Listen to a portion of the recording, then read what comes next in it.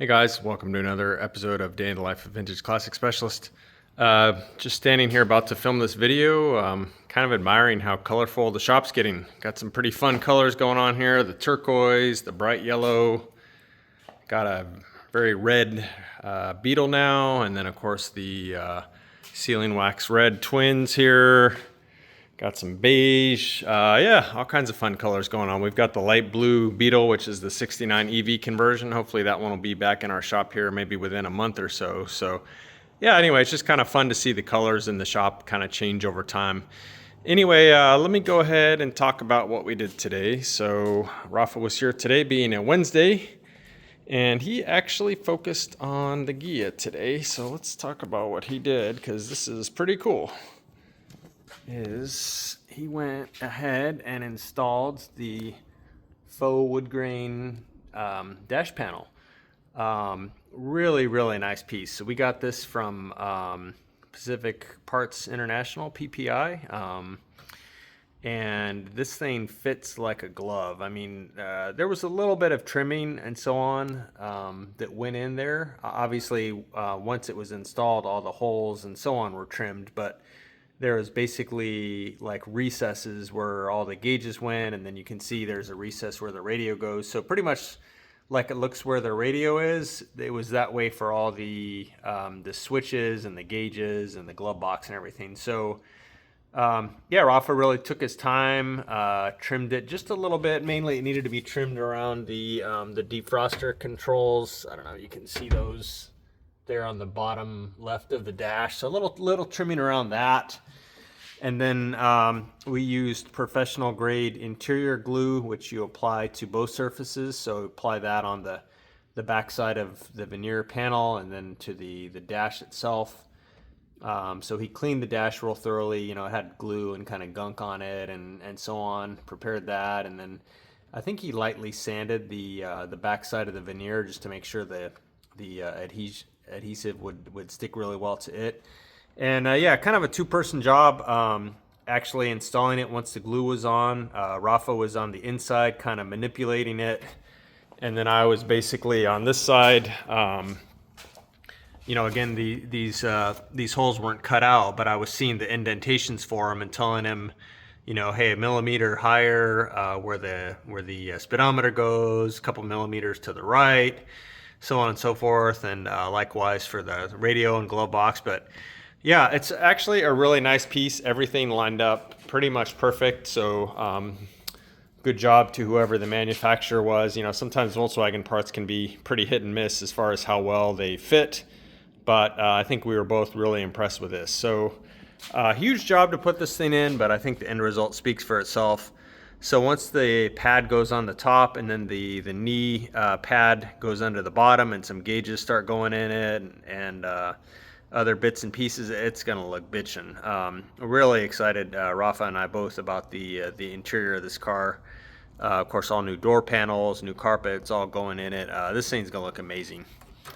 So other than that, he picked up kind of where I left off on the wiring. He took the switches and went ahead and cleaned them, and then started connecting the wires to them. Made a little bit of progress on that, but yeah, kind of the main thing was getting that dash panel in. Again, it's a bigger job than you'd think. It takes a long time to do it right, because you pretty much have one shot. The way that professional grade interior adhesive is, you pretty much got to get it right and then commit to it. So not something you want to rush.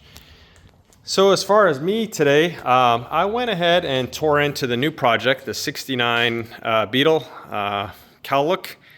And as you can see, I pretty much stripped out the whole front end here, all the wiring, all the dash components from this side.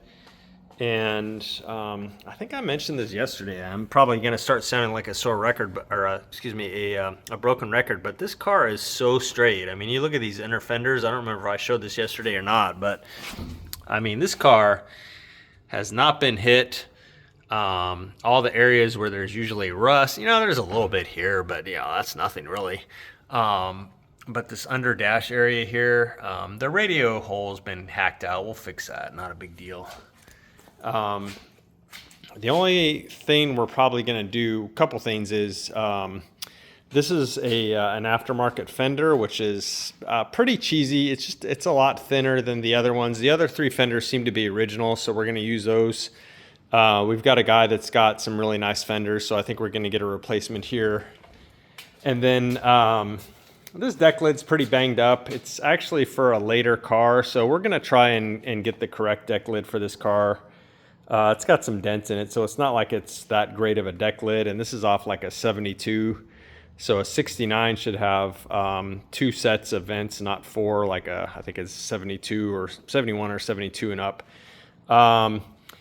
Yeah, so we started discussing paint and bodywork with our paint and bodywork guy today on this.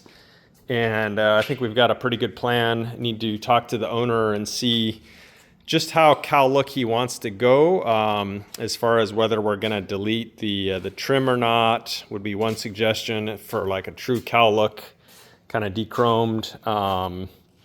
Whether we want to delete the exhaust cutouts or not, because again, we'll probably run something like this single or dual quiet pack, you know, kind of an 80s cow look style, in which case deleting these would be pretty period appropriate. So some little details like that to work out, but you know, the major part of the body work is the same, you know, going over things, straightening them out, taking care of any little dents and dings, of which there are very few, by the way. Kind of continued to strip the car and look all up underneath of it as I did so, and yeah, I'm just not seeing any real areas of concern on this car. This thing is very, very solid.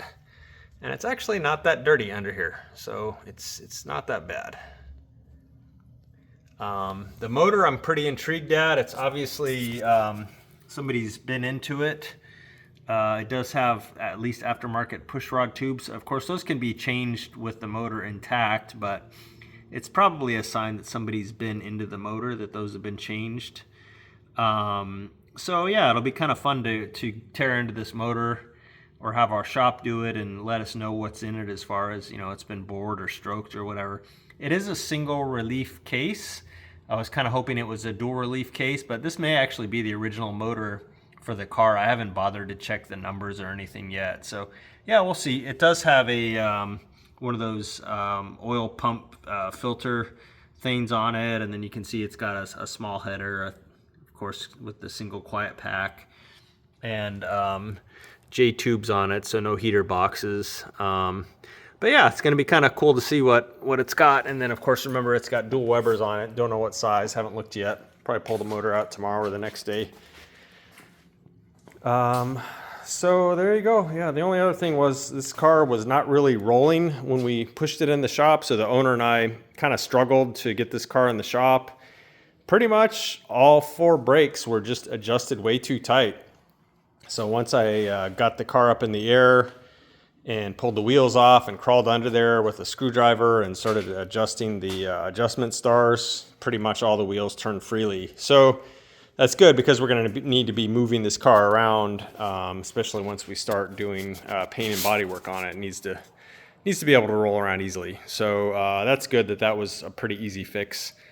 So that is it. I'll continue tearing this thing apart over the next couple days, and then we'll probably start body work maybe Monday on it. So yeah, we're really gonna tear into this thing and get it going.